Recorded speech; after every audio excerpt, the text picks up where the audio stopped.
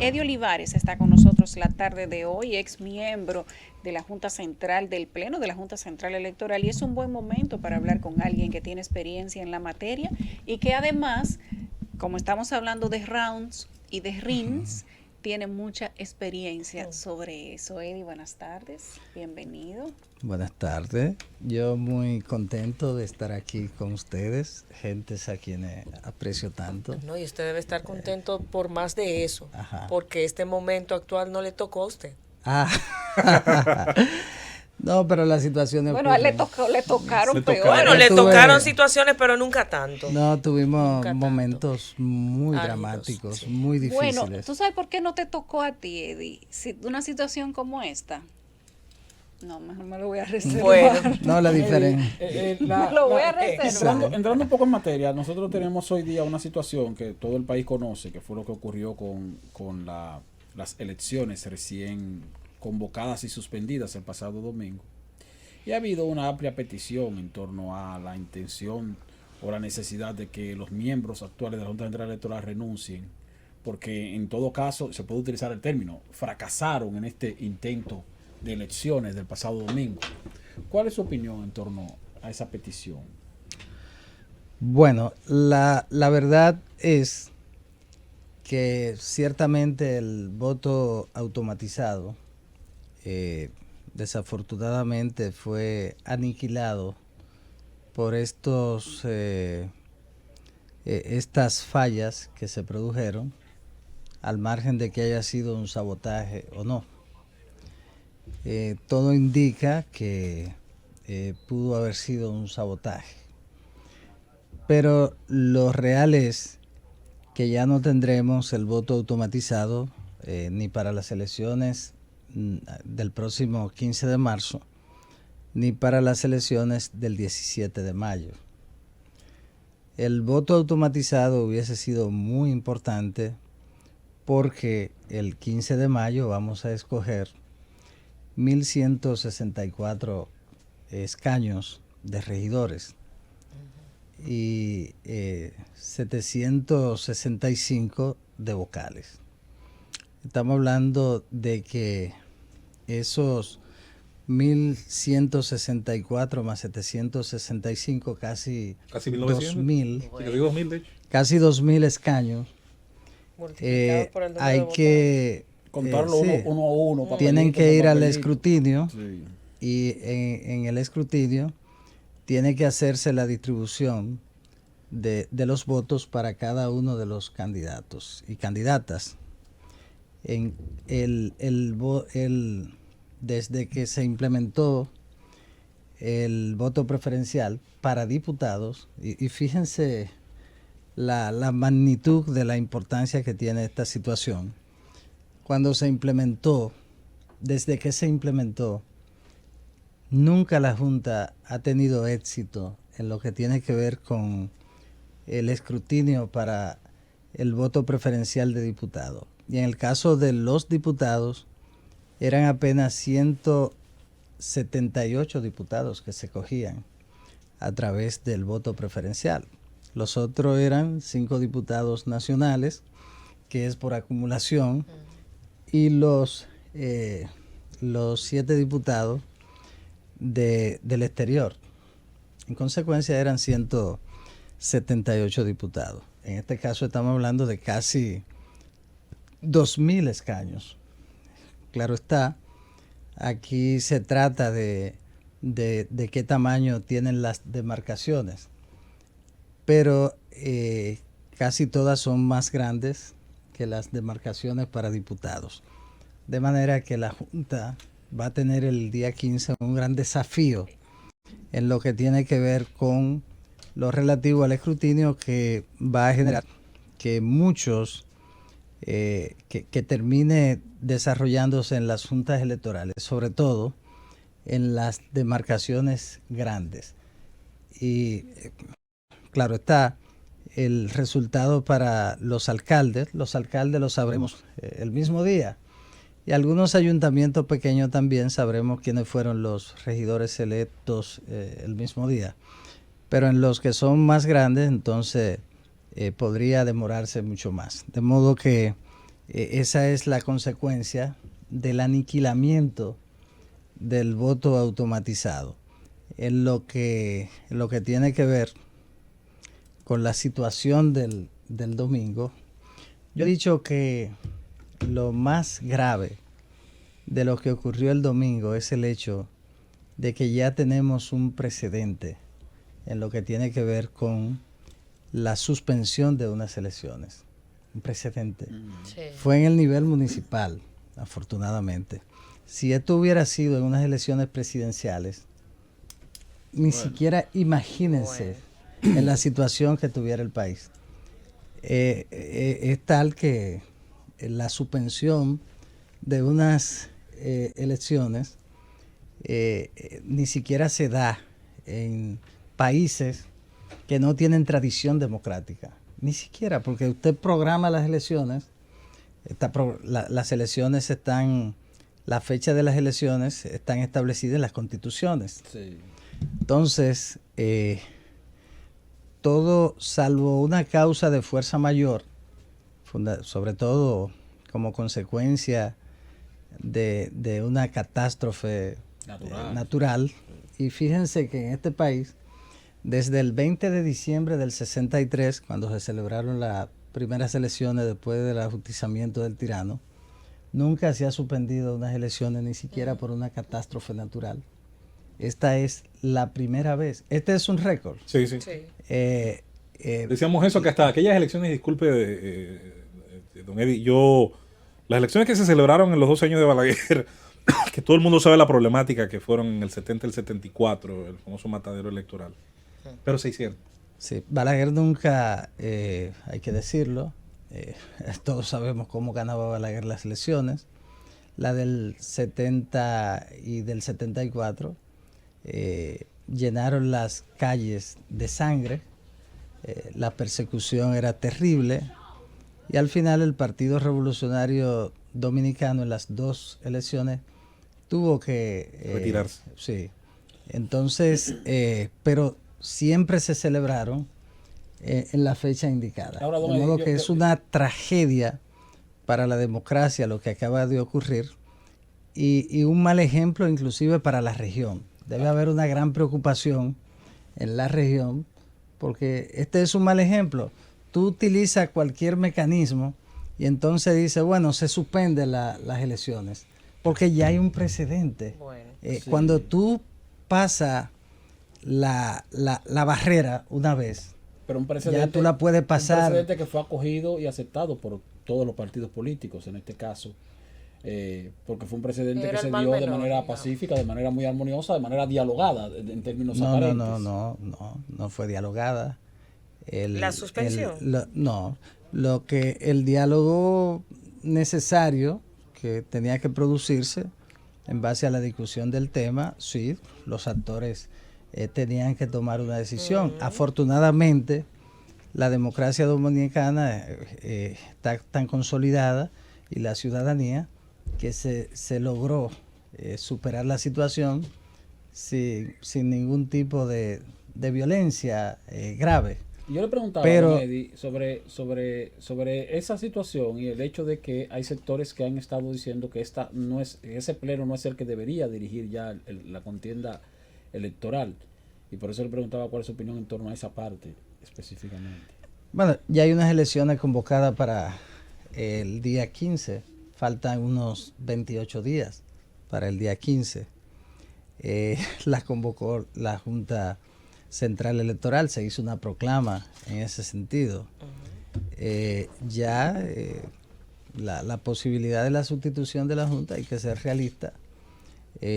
Ya con unas elecciones montadas es una situación muy complicada. Entonces lo que queda es garantizar que el proceso se desarrolle cumpliendo sencillamente 4 requisitos establecidos en el artículo 211 de la Constitución, que es una obligación de la Junta Central Electoral y de las juntas electorales, que es que las elecciones sean libres.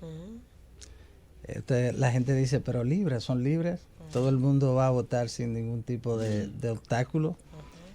pero no, es libre en cuanto a que el elector pueda ejercer el voto, manifestar en las urnas su voluntad.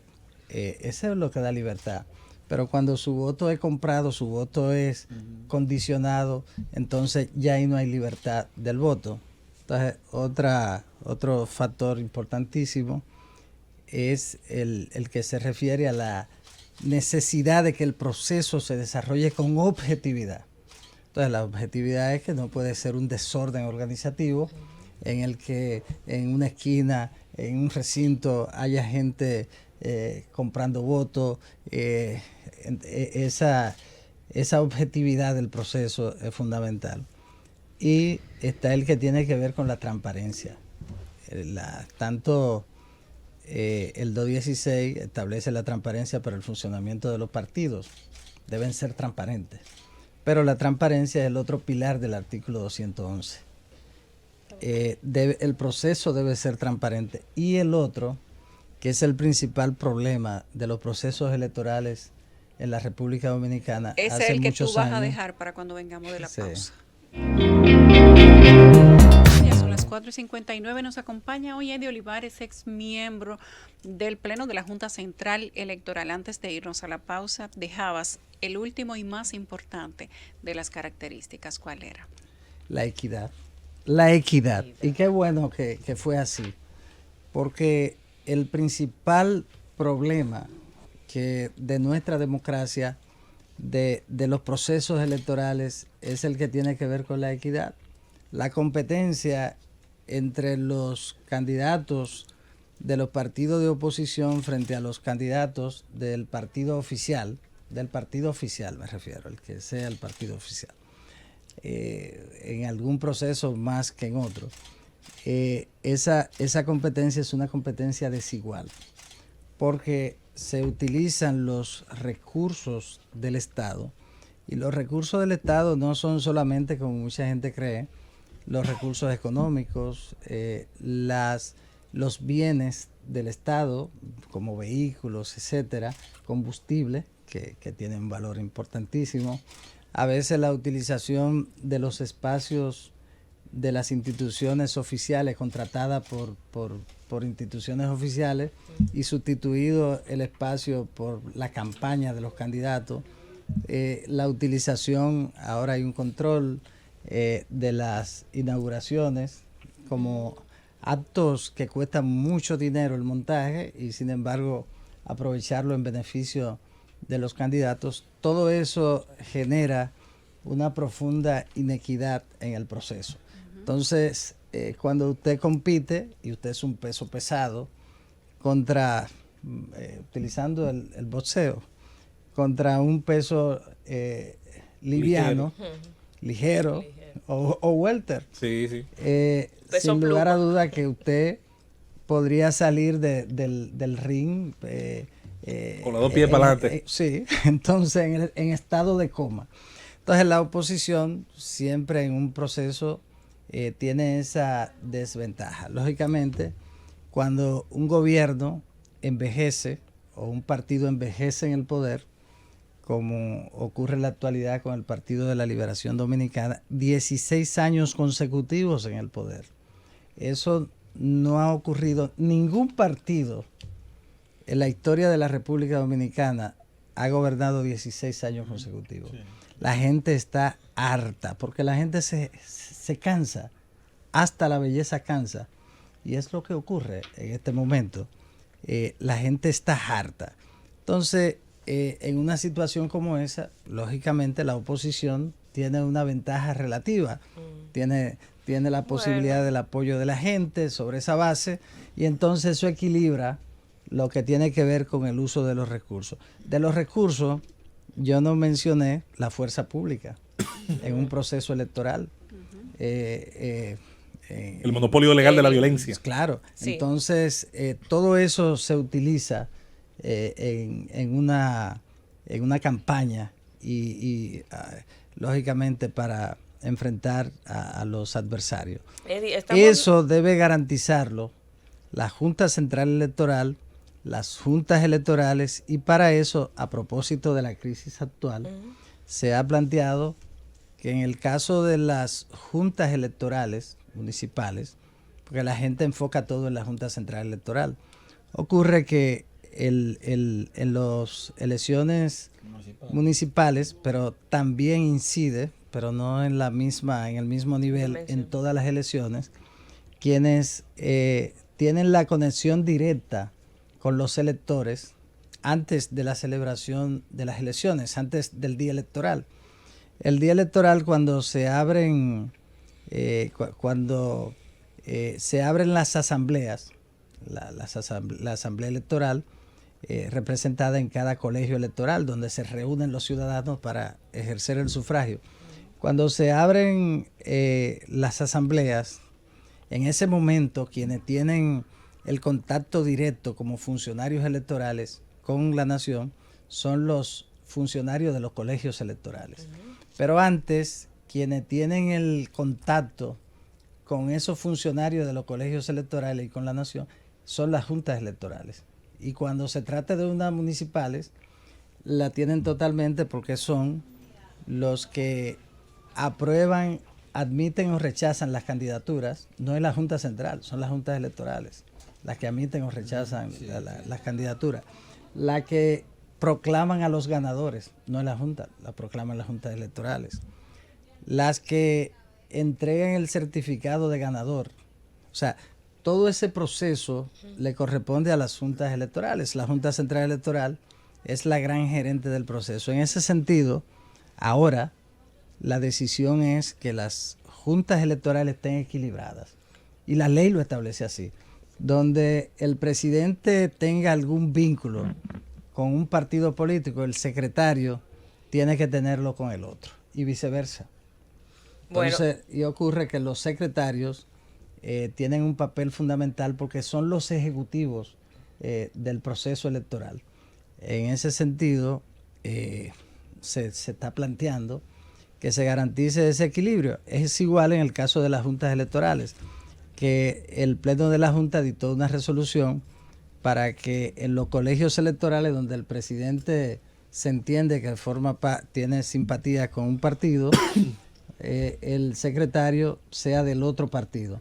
Entonces, ese es un aspecto importante en el proceso para garantizar que las elecciones del 15 se desarrollen de una manera adecuada. Eddie, el actual torpedeo que tienen las diferentes fuerzas políticas sobre la Junta Central Electoral, ¿qué tan saludable es? ¿Cuál es el papel que correspondería en este momento a cada una de esas fuerzas políticas o al liderazgo político en sentido general? Mira, la verdad es que el comportamiento, y en ese sentido hay que reconocerlo, el comportamiento de los partidos políticos ha sido ejemplar.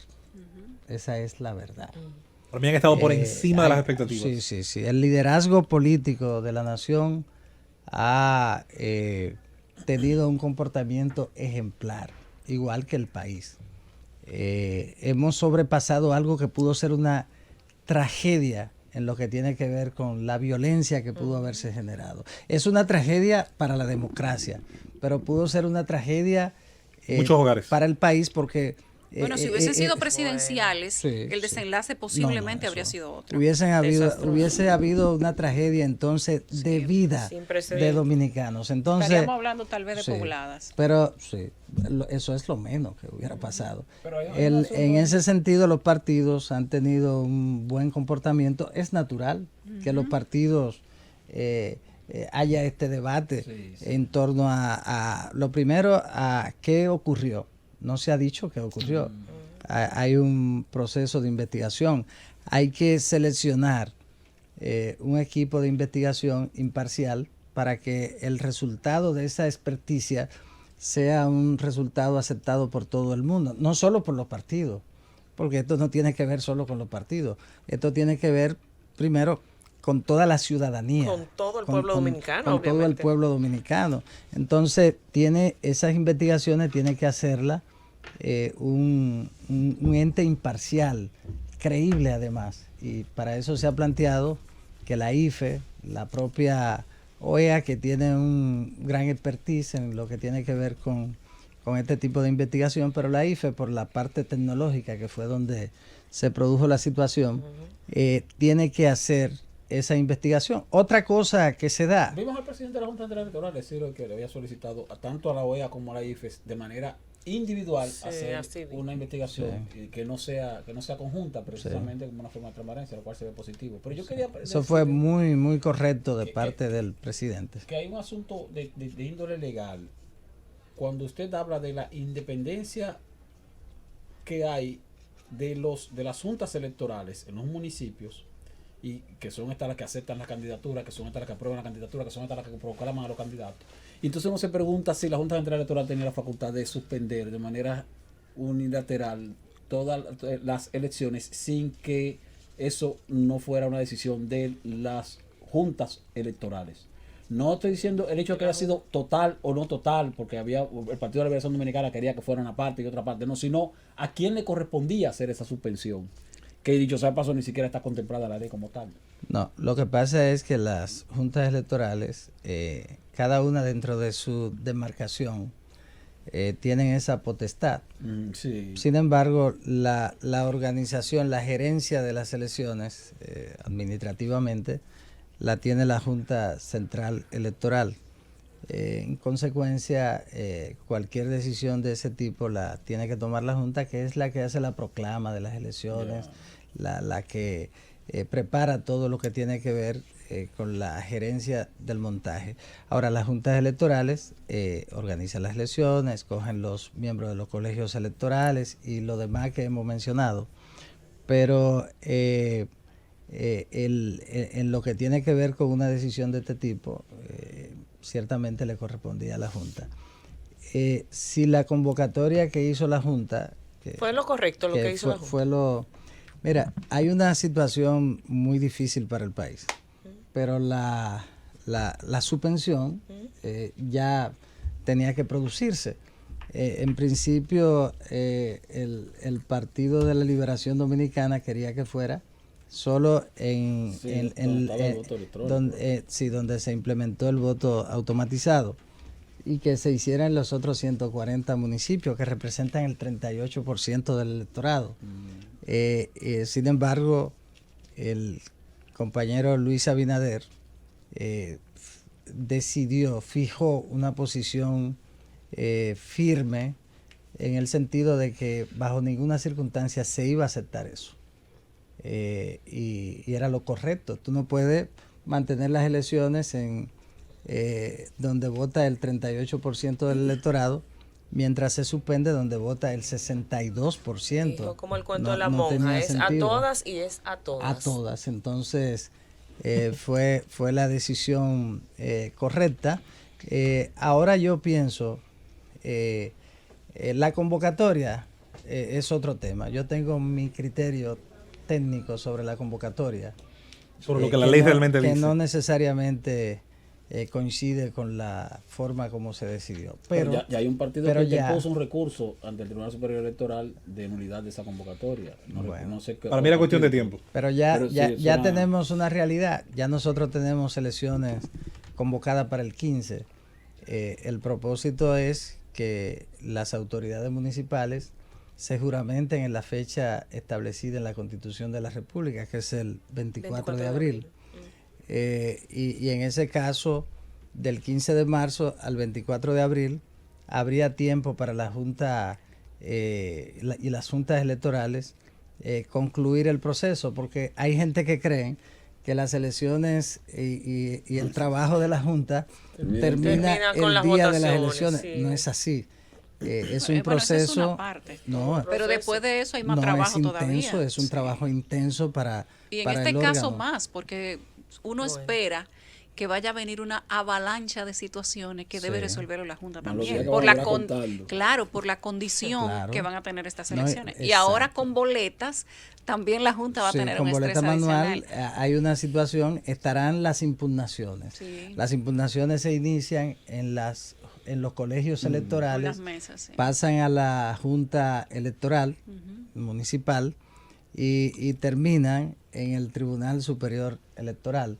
procesos largos. Sí, entonces, lógicamente esto se hace con plazos extremadamente cortos por razón de tiempo, pero la Junta va a tener muy poco tiempo para el proceso de consolidación del cómputo electoral, la proclamación, las certificaciones de ganadores, todo ese proceso.